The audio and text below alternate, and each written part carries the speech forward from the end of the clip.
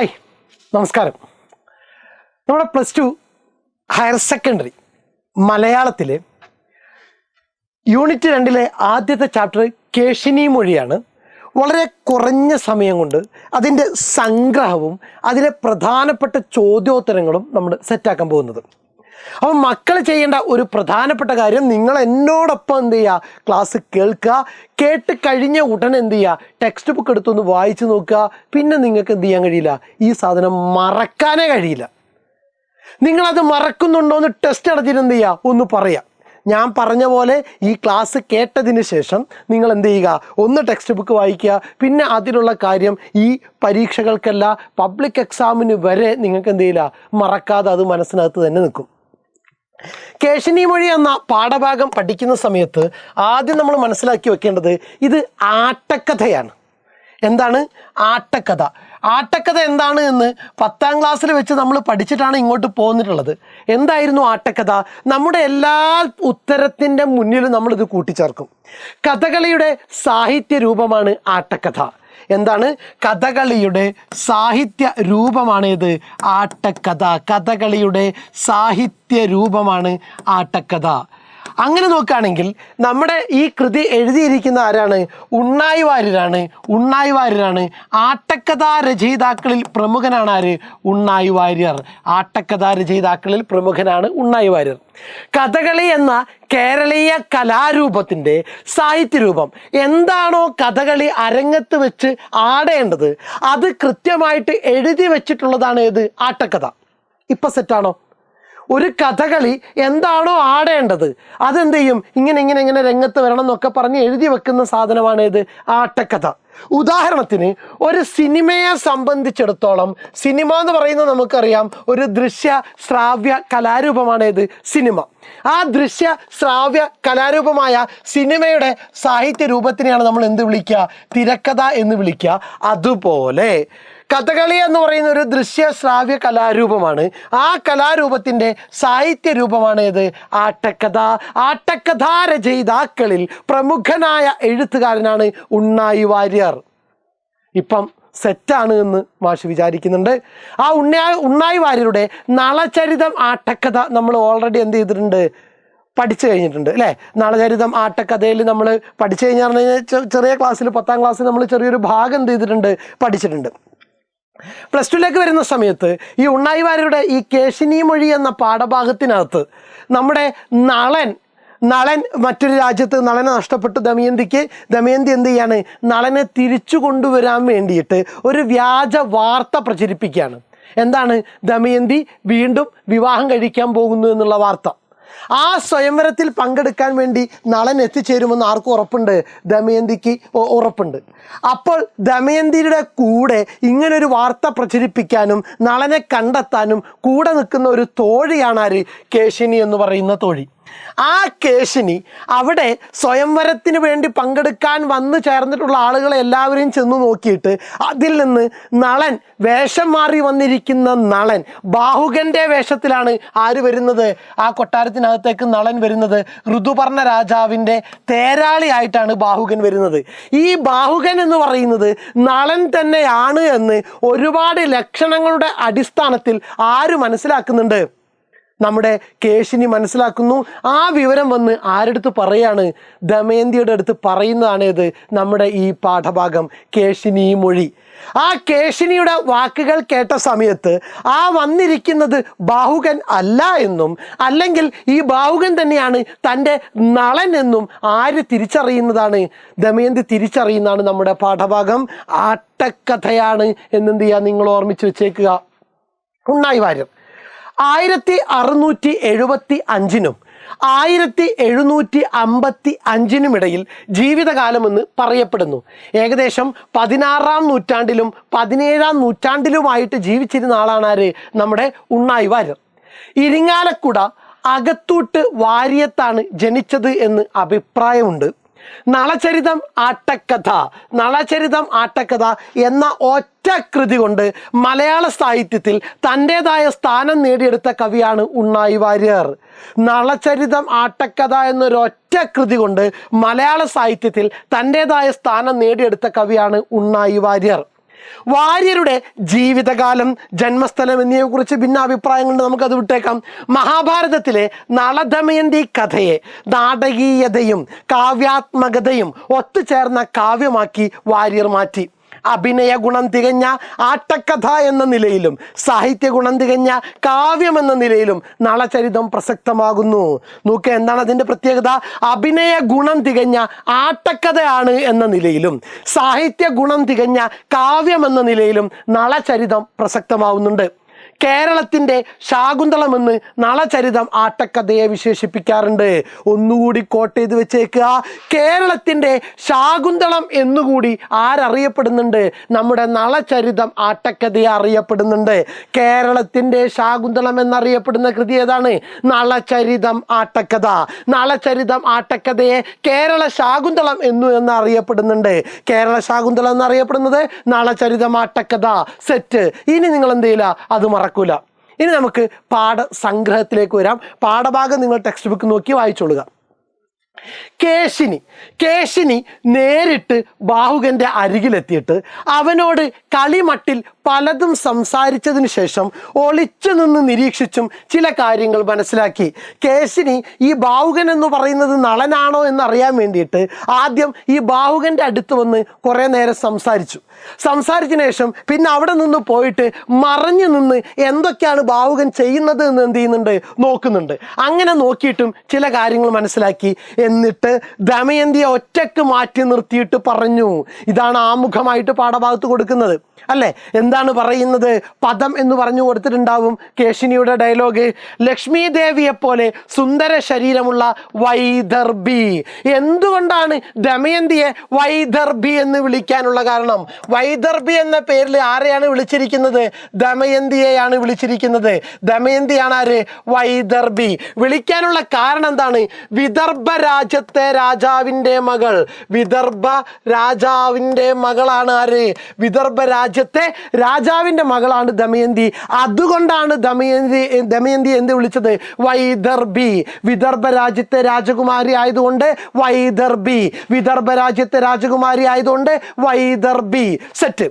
ലക്ഷ്മി ദേവിയെ പോലെ സുന്ദര ശരീരമുള്ള വൈദർഭി. നീ കേട്ടാലും ബാഹുകൻ പുരുഷരത്നമാണ്. പുരുഷന്മാരുടെ കൂട്ടത്തിൽ വെച്ച് നോക്കിക്കഴിഞ്ഞാൽ ഏറ്റവും കഴിവുള്ള ഒരു വ്യക്തിത്വമാണ് ആരുടേത്? നമ്മുടെ നളൻ്റേത്. ബാഹുകൻ്റേത്. ബുദ്ധിമാനായ ആ ബാഹുകൻ എന്നോട് അവൻ്റെ പേരും മറ്റ് വിശേഷങ്ങളും പറഞ്ഞു. എന്നിട്ട് അവൻ പറയുന്നത് നളൻ ഒരു തെറ്റും ചെയ്തിട്ടില്ല എന്നാണ്. അതായത് നളനെ ഒഴിവാക്കിയിട്ടാണല്ലോ രണ്ടാമത്തെ വിവാഹത്തിന് ദമയന്തി തയ്യാറെടുക്കുന്നത്. ആ നളൻ ഒരു തെറ്റും ചെയ്തിട്ടില്ല എന്ന പക്ഷക്കാരനാണ് ആര്? ബാഹുകൻ. അഥവാ തെറ്റ് ചെയ്താലും, ഇനി അഥവാ നളന്റെ ഭാഗത്തുനിന്ന് എന്തെങ്കിലും തെറ്റ് സംഭവിച്ചു കഴിഞ്ഞാൽ ഉന്നത കുലജാതയായ കുലനാരിയായ ഉയർന്ന കുലത്തിൽ ജനിച്ച ദമയന്തി കോപിക്കാൻ പാടില്ലത്രേ. നല്ല കുലത്തിൽപ്പെട്ട സ്ത്രീകൾക്ക് എന്ത് ചെയ്യാൻ പാടില്ല? ഭർത്താവ് എന്ത് തെറ്റ് ചെയ്താലും കോപിക്കാൻ പാടില്ല എന്നുള്ളൊരു പഴയ കാഴ്ചപ്പാട് എന്ത് ചെയ്യുന്നുണ്ട്? ഇവിടെ പ്രകടിപ്പിക്കുന്നുണ്ട്. അവൻ ദുഷ്ടനല്ല, ഖലനല്ല എന്നാണ് ടെക്സ്റ്റ് ബുക്കിൽ. ദുഷ്ടനല്ല. അവൻ്റെ വാക്കുകളിൽ ചതി ഉണ്ടെന്നും തോന്നുന്നില്ല. ബാഹുകൻ പിന്നെ പലതും പറഞ്ഞു. കണ്ടിടത്തോളം നമ്മുടെ ആഗ്രഹം സഫലമാകുമെന്ന് തോന്നുന്നു. അവൻ തന്നെയാണ് നളൻ എന്നുള്ള തീരുമാനത്തിലേക്ക് നമ്മൾ എത്തിച്ചേരുന്നു. ഇനി ഒളിഞ്ഞു നിന്നപ്പോൾ എന്തൊക്കെ കാര്യങ്ങൾ കണ്ടു? ഭക്ഷണം പാകം ചെയ്യാൻ രാജാവിൻ്റെ നിർദ്ദേശാനുസരണം വേണ്ടതെല്ലാം എത്തിച്ചപ്പോൾ, ഭക്ഷണത്തിന് വേണ്ടിയുള്ള സാധനങ്ങളൊക്കെ എത്തിച്ചു കൊടുത്തപ്പോൾ അവൻ അടുപ്പിൽ വെച്ച കുടത്തിൽ ജലം തനിയെ നിറഞ്ഞു. ആർക്ക് കിട്ടിയ വരമാണ്? പണ്ട് ദേവേന്ദ്രൻ നളന് കൊടുത്ത വരമായിരുന്നു അത്. ആ വരം ആര് കാണിക്കുന്നു? ബാഹുകൻ കാണിക്കുന്നു. അപ്പോൾ വന്നിരിക്കുന്ന ബാഹുകൻ ആര് തന്നെയാണ്? നളൻ തന്നെയാണ്. ഭക്ഷണം പാകം ചെയ്യാൻ രാജാവിൻ്റെ നിർദ്ദേശാനുസരണം വേണ്ടതെല്ലാം എത്തിച്ചപ്പോൾ കുടത്തിൽ ജലം തനിയെ നിറഞ്ഞു. അഗ്നി അഹങ്കാരമില്ലാതെ വേണ്ട അളവിൽ കത്തി. തീ എന്ത് ചെയ്യാൻ തുടങ്ങി? തനിയെ വേണ്ട അളവിൽ കത്താൻ തുടങ്ങി. അവൻ എല്ലാം പെട്ടെന്ന് വെച്ചൊരുക്കി. ദേവേന്ദ്രന്റെ വരപ്രകാരം ഭക്ഷണം അവൻ പെട്ടെന്ന് എന്ത് ചെയ്ത് തയ്യാറാക്കി. പിന്നീട് ഋതുപർണ രാജാവിനെ കണ്ട് വണങ്ങിയിട്ട് തേരിൽ വന്ന് ഒതുങ്ങിക്കൂടി. ഋതുപർണ രാജാവ് തന്നെയല്ലേ ഞാൻ നേരത്തെ പറഞ്ഞ്? യെസ്, ഋതുപർണ രാജാവിനെ കണ്ട് എന്ത് ചെയ്ത് തേരിലേക്ക് വന്ന് ഒതുങ്ങിക്കൂടി. അങ്ങനെ തേരിലേക്ക് വന്നപ്പോൾ തേരലങ്കരിച്ചിരുന്ന പൂക്കൾ വാടിയിരിക്കുന്നത് കണ്ട് വിഷമിച്ച അവൻ അവയെ തലോടിയപ്പോൾ തേരിൻ്റെ മുകളിലൊക്കെ അലങ്കാരമാക്കി വെച്ചിരിക്കുന്ന പൂക്കൾ എന്ത് ചെയ്തിട്ടുണ്ട്, വാടിപ്പോയിട്ടുണ്ട്. ഇത് കണ്ട സമയത്ത് ബാഹുകനായിട്ട് വേഷം കെട്ടി വന്ന നളന് വിഷമം തോന്നിയപ്പോൾ എന്ത് ചെയ്തു, അവ ഒന്ന് തലോടി. ആ പൂക്കളെ ഒന്ന് തലോടിയപ്പോൾ അവയെല്ലാം പുതുശോഭയോടെ വിളങ്ങി. ഇത്രയുമാണ് കേശിനി ആർക്ക് പറഞ്ഞു കൊടുത്തത്? ദമയന്തിക്ക് വന്നിരിക്കുന്ന ബാഹുകൻ നളൻ തന്നെയാണ് എന്ന് അടിവരയിട്ട് ഉറപ്പിക്കാൻ വേണ്ടിയിട്ട് ആര് പറയുന്നത്? കേശിനി പറയുന്നത്. ഈ ലക്ഷണങ്ങളൊക്കെ, ഈ അനുഗ്രഹങ്ങളൊക്കെ, ഈ കഴിവുകളൊക്കെ ആർക്കുള്ളതാണ്? നളനുള്ളതാണ്. അപ്പോൾ വേഷം മാറി വന്ന ബാഹുകൻ ഇത് തന്നെയാണ് എന്ത് ചെയ്തത്, പ്രകടിപ്പിച്ചത്. അതുകൊണ്ട് ദമയന്തി, നീ ഉറപ്പിക്കുക, ഈ വന്നിരിക്കുന്നത് ആര് തന്നെയാണ്? നളൻ തന്നെയാണ്. എന്താ പറഞ്ഞു കൊടുത്തത്? ലക്ഷ്മി ദേവിയെ പോലെ സുന്ദര ശരീരമുള്ള വൈദർഭി, നീ കേട്ടാലും ബാഹുകൻ പുരുഷരത്നമാണ്. ബുദ്ധിമാനായ അവൻ എന്നോട് അവൻ്റെ പേരും മറ്റ് വിശേഷങ്ങളും പറഞ്ഞു. അവൻ പറയുന്നത് നളൻ ഒരു തെറ്റും ചെയ്തിട്ടില്ലെന്നാണ്. അഥവാ തെറ്റ് ചെയ്താലും കുലനാരിയായ ദമയന്തി കോപിക്കാൻ പാടില്ലത്രേ. അവൻ ദുഷ്ടനല്ല, അവൻ്റെ വാക്കുകളിൽ ചതി ഉണ്ടെന്നും തോന്നുന്നില്ല. ബാഹുകൻ പിന്നെ പലതും പറഞ്ഞു. കണ്ടിടത്തോളം നമ്മുടെ ആഗ്രഹം സഫലമാകുമെന്ന് തോന്നുന്നു. ഭക്ഷണം പാകം ചെയ്യാൻ രാജാവിൻ്റെ നിർദ്ദേശാനുസരണം വേണ്ടതെല്ലാം എത്തിച്ചപ്പോൾ കുടത്തിൽ ജലം തനിയെ നിറഞ്ഞു. അഗ്നി അഹങ്കാരമില്ലാതെ വേണ്ട അളവിൽ കത്തി. അവനെല്ലാം പെട്ടെന്ന് വെച്ചൊരുക്കി. പിന്നീട് ഋതുപർണ രാജാവിനെ കണ്ട് വണങ്ങിയിട്ട് തേരിൽ വന്ന് ഒതുങ്ങിക്കൂടി. തേരലങ്കരിച്ചിരുന്ന പൂക്കൾ വാടിയിരിക്കുന്നത് കണ്ട് വിഷമിച്ച അവൻ അവയെ തലോടിയപ്പോൾ അവയെല്ലാം പുതുശോഭയോടെ വിളങ്ങി. ഇതെല്ലാമാണ് വന്നിരിക്കുന്ന ബാഹുകൻ നളൻ തന്നെയാണ് എന്ന് ഉറപ്പിക്കാൻ വേണ്ടിയിട്ട് കേശിനി ദമയന്തിയുടെ മുന്നിൽ അവതരിപ്പിച്ച വാദഗതികൾ. കേശിനിയുടെ ഈ വിവരണങ്ങൾ കേട്ടിട്ടാണ് നൈഷധൻ ഇവൻ താൻ ഒരീശലില്ലമേ നിർണയം. നൈഷധൻ ഇവൻ താൻ നിഷധരാജ്യത്തെ രാജാവാണ് ഇവൻ. അതിലൊരു ഈശലില്ല. ഈശൽ എന്ന് പറഞ്ഞാൽ എന്തായിരുന്നു? സംശയമില്ല, നിർണയം, തീർച്ചയായും എന്ന ഒരു ബോധ്യത്തിലേക്ക് ദമയന്തി എത്തിച്ചേരുന്നത്. ഇപ്പം സെറ്റാണല്ലോ പാഠഭാഗം, ഇനി മറന്നുപോലല്ലോ. ഇനി നമുക്ക് എന്ത് ചെയ്യാം, ചോദ്യോത്തരത്തിലേക്ക് വരാം. നോക്കുക, നളചരിതം എന്ന കൃതിയുടെ ഭാഷാപരമായ സവിശേഷതകളെക്കുറിച്ച് 4-5 വാക്യത്തിൽ കുറിപ്പെഴുതുക. ഒരു ചോദ്യം വരാൻ സാധ്യതകളാണ്. നളചരിതത്തിനകത്ത് ഉപയോഗിച്ചിരിക്കുന്ന ഭാഷാപരമായ സവിശേഷതകളെക്കുറിച്ച് 4-5 വാക്യത്തിൽ ഉത്തരം എഴുതുക. ചോദ്യം വന്നാൽ നളചരിത വ്യാഖ്യാനമായ കാന്താരതാരകം. അപ്പോൾ നളചരിതത്തിൻ്റെ വ്യാഖ്യാന കൃതിയാണേത്? കാന്താരതാരകം. നളചരിതത്തിൻ്റെ വ്യാഖ്യാന കൃതിയാണേത്? കാന്താരതാരകം. ആ കാന്താര താരകത്തിൽ നളചരിത ഭാഷയെ വെങ്കല ഭാഷ എന്നാണ് AR രാജരാജവർമ്മ വിശേഷിപ്പിച്ചത്. അപ്പോൾ AR രാജരാജവർമ്മ നളചരിത കൃതിയിലെ ഭാഷയെ വെങ്കല ഭാഷ, അതായത് 2-3 കൂടിച്ചേർന്ന ഭാഷ എന്നാണ് സൂചിപ്പിച്ചിരിക്കുന്നത്. സംസ്കൃത മലയാളം, സംസ്കൃതത്തിലെയും മലയാളത്തിലെയും പദങ്ങളെ യാതൊരു വ്യവസ്ഥക്കും വഴങ്ങാതെ കൂട്ടിക്കലർത്തിക്കൊണ്ട് സർഗാത്മകമായ പുതിയൊരു കാവ്യഭാഷ സൃഷ്ടിക്കുകയാണ് നമ്മുടെ ഉണ്ണായി വാര്യർ ചെയ്തിരിക്കുന്നത്. സംസ്കൃത മലയാള ഭാഷാ പദങ്ങളെ യാതൊരു വ്യവസ്ഥക്കും വഴങ്ങാതെ കൂട്ടിക്കലർത്തിക്കൊണ്ട് സർഗാത്മകമായ പുതിയൊരു കാവ്യ ഭാഷ സൃഷ്ടിക്കുകയാണ് ഉണ്ണായി വാര്യർ. അർത്ഥവും ഭാവവും ഒട്ടും ചോർന്നു പോകാതെ കവിതയുടെ ശബ്ദഭംഗിയും താളഭംഗിയും നിലനിർത്താൻ വാര്യർക്ക് കഴിഞ്ഞത് ഭാഷാപരമായ ഈ കഴിവ് കൊണ്ട് തന്നെയാണ്. അർത്ഥവും ഭാവവും ഒട്ടും ചോർന്നു പോകാതെ കവിതയുടെ ശബ്ദഭംഗിയും താളഭംഗിയും നിലനിർത്താൻ വാര്യർക്ക് കഴിഞ്ഞത് ഭാഷാപരമായ ഈ താൻ പോരുമ കൊണ്ടാണ്.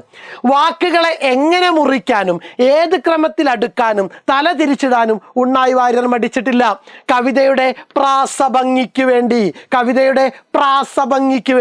അത്തരം വിചിത്ര പദപ്രയോഗങ്ങൾ കഥകളി സംഗീതജ്ഞർക്കും ഈ കൃതിയെ പ്രിയങ്കരമാക്കി.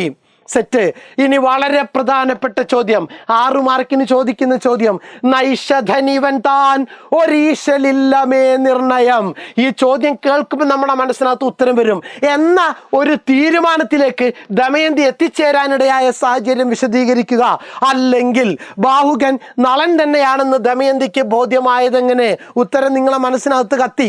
കാരണം ഒളിഞ്ഞു നിന്ന് നോക്കിയപ്പോഴും സംസാരിച്ചു നോക്കിയപ്പോഴും തനിക്ക് അനുഭവപ്പെട്ട കാര്യങ്ങൾ ദമയന്തി കേശിനി ആരുടെ അടുത്ത് പറഞ്ഞു? ദമയന്തിയുടെ അടുത്ത് പറഞ്ഞിട്ടുണ്ട്. അത് ഓർമ്മയിൽ വെച്ചേക്കുക. നോക്കുക എന്തൊക്കെയാണ്. ഉണ്ണായി വാര്യരുടെ നളചരിതം ആട്ടക്കഥയുടെ 4-ാം ദിവസം ഋതുപർണനെയും കൊണ്ട് വിദർഭയിലെത്തിയ ബാഹുകന്റെ രഹസ്യങ്ങൾ മനസ്സിലാക്കാൻ തോഴിയായ കേശിനിയെയാണ് ദമയന്തി നിയോഗിച്ചത്.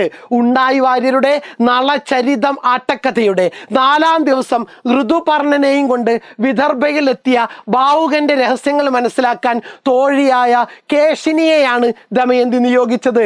ബുദ്ധിമതിയും സൂക്ഷ്മ നിരീക്ഷണ പടുവുമായ കേശിനി നേരിട്ട് തന്നെ ബാഹുകന്റെ അരികിലെത്തി അവനോട് കളിമട്ടിൽ പലതും സംസാരിച്ചു. ബാഹുകന്റെ പെരുമാറ്റം സൂക്ഷ്മമായി നിരീക്ഷിച്ച കേശിനി ചില ധാരണകളിലെത്തി. ബാഹുകൻ ഉത്തമനായ ബുദ്ധിശാലിയായ പുരുഷനാണ്. അയാൾ ദുഷ്ടനല്ല, അയാളുടെ വാക്കുകളിൽ വഞ്ചനയില്ല. മാത്രമല്ല ബാഹുകൻ നളന്റെ പക്ഷം പിടിച്ച് സംസാരിക്കുന്നുണ്ട്. ഈ കണ്ടെത്തലുകൾക്ക് ശേഷം നളിനി ഒളിച്ചു നിന്ന് ബാഹുകനെ നിരീക്ഷിച്ചു. എന്തൊക്കെ കിട്ടി? അപ്പോൾ വിചിത്രമായ ചില കാര്യങ്ങൾ കണ്ടു. എന്തൊക്കെയാണ്? പാചകത്തിനായി ബാഹുകൻ കുടം അടുപ്പിൽ വെച്ചപ്പോൾ അതിൽ ജലം തനിയെ നിറയുന്നു, വേണ്ടുവോളം തീ തനിയെ കത്തുന്നു, അതിവേഗം ഭക്ഷണം പാകം ചെയ്യുന്നു.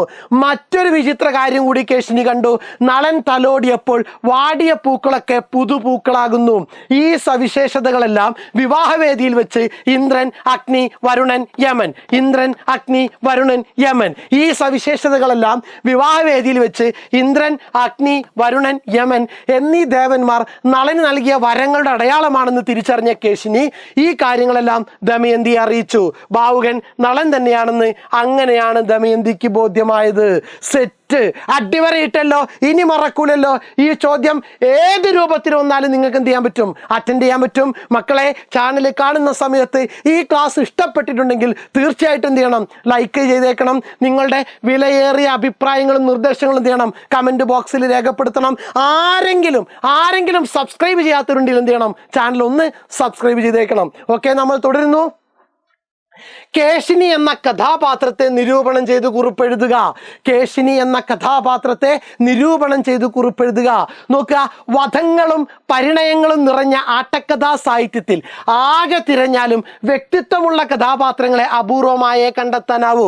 പക്ഷേ ഉണ്ണായി വാര്യരുടെ നളചരിതത്തിലെ ചെറിയ കഥാപാത്രങ്ങളായ സുദേവൻ, പർണാദൻ, കേശിനി തുടങ്ങിയ സേവക കഥാപാത്രങ്ങൾ പോലും സവിശേഷ വ്യക്തിത്വത്തിനുടമകളാണ്. ആദ്യത്തെ പാര. രണ്ടാമത്തെ പാര നോക്കുക. ബാഹുകന്റെ രഹസ്യങ്ങൾ അറിയാൻ കേശിനി എന്ന തോഴിയെയാണ് ദമയന്തി നിയോഗിച്ചത്. സെറ്റ്. 2-ാം വിവാഹം എന്ന രഹസ്യ സന്ദേശം അയച്ച് ബാഹുകൻ വിദർഭയിലെത്താൻ സാഹചര്യം ഒരുക്കിയതുൾപ്പെടെ ദമയന്തിയുടെ രഹസ്യ നീക്കങ്ങൾ അറിയുന്നവളാണ് കേശിനി. നമ്മൾ തുടക്കത്തിൽ പറഞ്ഞു, 2-ാം വിവാഹം എന്ന രഹസ്യ സന്ദേശം അയച്ച് ബാഹുകൻ വിദർഭയിലെത്താൻ സാഹചര്യം ഒരുക്കിയതുൾപ്പെടെ ദമയന്തിയുടെ രഹസ്യ നീക്കങ്ങൾ അറിയുന്നവളാണ് കേശിനി. അവളുടെ ബുദ്ധിശക്തിയിലും ആത്മാർത്ഥതയിലും രഹസ്യം സൂക്ഷിക്കാനുള്ള കഴിവിലും ഒട്ടും ശങ്കയില്ലാത്തത് കൊണ്ടാണ് ഈ ദൗത്യം കേശിനിയെ ഏൽപ്പിക്കുന്നത്. ബാഹുകനോട് കളിമട്ടിൽ സംസാരിക്കുന്ന കേശിനിയിൽ സൂക്ഷ്മ നിരീക്ഷണ പടുത്വവും മനഃശാസ്ത്ര ബോധവും പരഹൃദയജ്ഞാനവും പ്രകടമാണ്. വിരൂപനെങ്കിലും ബാഹുകന്റെ വ്യക്തിത്വത്തിന്റെ മഹത്വം അവൾക്ക് കണ്ടെത്താനാവുന്നത് അതുകൊണ്ടാണ്. നള ദമയന്തി കഥ പറഞ്ഞതുകൊണ്ട് നളന്റെ ഉള്ളറിയുന്നിടത്ത് കേശിനിയിലെ കൗശലക്കാരിയെ തിരിച്ചറിയാം. ഇനി ഒരു ക്ലാസിക് കലയാണ് ഇത്, നമ്മുടെ കഥകളി. അതോടൊപ്പം തന്നെ നാടോടി കലകൾ ഒരു കാക്കാരിശി നാടകം ചെയ്യുന്നുണ്ട്, യൂണിറ്റിന്റെ തുടക്കത്തിൽ പരിചയപ്പെടുത്തുന്നുണ്ട്. അതിനെ ബേസ് ചെയ്തുകൊണ്ട് ക്ലാസിക് കലകളുടെയും നാടോടി കലകളുടെയും സവിശേഷതകൾ താരതമ്യം ചെയ്യാനുള്ള ഒരു ചോദ്യം നമുക്ക് പ്രതീക്ഷിക്കാം. ക്ലാസിക് കലകളുടെയും നാടോടി കലകളുടെയും സവിശേഷതകൾ താരതമ്യം ചെയ്യുക. നോക്കുക, ക്ലാസിക് കലകൾക്ക് കൃത്യമായ നിയമങ്ങളും ചിട്ടകളുമുണ്ട്. ആദ്യം നമ്മൾ ക്ലാസിക് കലകളെ കുറിച്ച് പറയുന്നു. ക്ലാസിക് കലകൾക്ക് കൃത്യമായ നിയമങ്ങളുണ്ട്, ഗ്രന്ഥങ്ങളുണ്ട്, ചിട്ടകളുണ്ട്. അത്തരം കലകളുടെ നിയമങ്ങളൊക്കെ ഒരു ഗ്രന്ഥത്തിനകത്ത് എന്ത് ചെയ്തിട്ടുണ്ട്? എഴുതി വെക്കപ്പെട്ടിട്ടുണ്ട്. എല്ലാ ക്ലാസിക് കലകൾക്കും എഴുതി തയ്യാറാക്കിയ ഒരു സാഹിത്യമുണ്ട്. ഓർമ്മിച്ചു വെക്കുക, എല്ലാ ക്ലാസിക് കലകൾക്കും എഴുതി തയ്യാറാക്കിയ ഒരു സാഹിത്യമുണ്ട്. അത് വരമൊഴിയായിട്ടാണ് പ്രചരിക്കുന്നത്. എന്താണ് വരമൊഴി? എഴുതി വെച്ച ഗ്രന്ഥമായിട്ടാണ് ഒരു തലമുറയിൽ നിന്ന് അടുത്ത തലമുറയിലേക്ക്, ഒരു സമൂഹത്തിൽ നിന്ന് അടുത്ത സമൂഹത്തിലേക്ക് എന്ത് ചെയ്യുന്നത്? പ്രചരിക്കുന്നത്. ചിട്ടയാർന്ന ദീർഘകാല പരിശീലനം കൊണ്ട് മാത്രമേ ക്ലാസിക് കലകൾ അവതരിപ്പിക്കാൻ പറ്റൂ. ഒരു ക്ലാസിക് കല അവതരിപ്പിക്കണമെങ്കിൽ അതിന് കൃത്യമായിട്ടുള്ള പരിശീലനം കിട്ടിയേ പറ്റൂ. സെറ്റ്. ഇനി ക്ലാസിക് കലകൾ ആസ്വദിക്കണമെങ്കിൽ അതിന് എന്ത് വേണം? പരിശീലനം ആവശ്യമാണ്. ക്ലാസിക് കലകൾ ആസ്വദിക്കണമെങ്കിൽ എന്ത് വേണം? പരിശീലനം വേണം. ക്ഷേത്രങ്ങൾ, കൊട്ടാരങ്ങൾ, കോവിലകങ്ങൾ ഇവിടൊക്കെ കേന്ദ്രീകരിച്ചാണ് ക്ലാസിക് കലകൾ രൂപപ്പെട്ടതും വികാസം പ്രാപിച്ചതും. അതുകൊണ്ട് തന്നെ ജാതിയുടെ കൂട്ടത്തിലെ ഉയർന്ന ജാതിക്കാർ മാത്രമായിരുന്നു ക്ലാസിക് കലകളുടെ പ്രോത്സാഹകരും ആസ്വാദകരും. കാരണം കോവിലകങ്ങളാകട്ടെ, കൊട്ടാരങ്ങളാകട്ടെ, ക്ഷേത്രങ്ങളാകട്ടെ ഇതിനകത്ത് ഉയർന്ന ജാതിക്കാർക്ക് മാത്രമേ പ്രവേശനം ഉണ്ടായിരുന്നുള്ളൂ. അതുകൊണ്ട് ക്ലാസിക് കലകൾ മിക്കവാറും ആരുടെ പക്ഷത്തായിരുന്നു? ഉയർന്ന ജാതിക്കാർ മാത്രമായിരുന്നു അത് ആടിയിരുന്നത്, ആസ്വദിച്ചിരുന്നത്. സെറ്റ്. ഇനി നാടോടി കലകൾ. ക്ലാസിക് കലകളുടെ നേരെ വിപരീതമാണ് നാടോടി കലകളുടെ സവിശേഷതകൾ. എഴുതി വെച്ച നിയമങ്ങളോ ചിട്ടകളോ ഗ്രന്ഥങ്ങളോ ഒന്നും ആർക്കില്ല? നാടോടി കലകൾക്കില്ല. അവതരിപ്പിക്കുന്നവരുടെ മനോധർമ്മമാണ് അവതരണത്തിന്റെ അടിസ്ഥാനം. അവതരിപ്പിക്കുന്നവരുടെ മനോധർമ്മമാണ് അവതരണത്തിന്റെ അടിസ്ഥാനം. നാടോടി കലകൾക്ക് വരമൊഴിയായി പ്രചരിക്കുന്ന സാഹിത്യമില്ല. നാടോടി കലകൾക്ക് വരമൊഴിയായി പ്രചരിക്കുന്ന സാഹിത്യമില്ല. പകരം വാമൊഴി, ഒരു തലമുറയിൽ നിന്ന് അടുത്ത തലമുറയിലേക്ക് വാമൊഴിയായിട്ടാണ് പറഞ്ഞു കൊടുത്താണ് എന്ത് ചെയ്യുന്നത്? അത് പ്രചരിക്കുന്നത്. മാത്രമല്ല അതിന് പരിശീലനം പ്രത്യേകിച്ച് ആവശ്യമില്ല. പരിശീലനം ഇല്ലാതെ തന്നെ എന്ത് ചെയ്യാം? നാടോടി കലകൾ ആടാം. ആസ്വാദനത്തിനും വലിയ പരിശീലനം ആവശ്യമില്ല. അധ്വാനിച്ച് ജീവിച്ച പിന്നോക്ക ജനത അവരുടെ അധ്വാനത്തിന്റെ ഭാഗമായും വിനോദത്തിന്റെ ഭാഗമായി രൂപപ്പെടുത്തിയ കലകളാണ് നാടോടി കലകൾ. അതുകൊണ്ട് താഴ്ന്ന ജാതിയിൽപ്പെട്ട ആളുകളുടെ ഭാഗത്തായിരിക്കും മിക്കവാറും എന്തുണ്ടായിരിക്കുക? നാടോടി കലകൾ ഉണ്ടായിരിക്കുക. സെറ്റല്ലേ മക്കളെ? തീർച്ചയായിട്ടും മക്കൾ എന്ത് ചെയ്യണം? ഈ ക്ലാസ് ഉപകാരപ്പെട്ടിട്ടുണ്ടെങ്കിൽ ലൈക്ക് ചെയ്യണം, ഷെയർ ചെയ്യണം, സബ്സ്ക്രൈബ് ചെയ്യണം. നിങ്ങളുടെ വിലയേറിയ നിർദ്ദേശങ്ങൾ തീർച്ചയായിട്ടും എന്ത് ചെയ്യണം? കമൻറ്റ് ബോക്സിൽ രേഖപ്പെടുത്തി തരണം. Okay, set.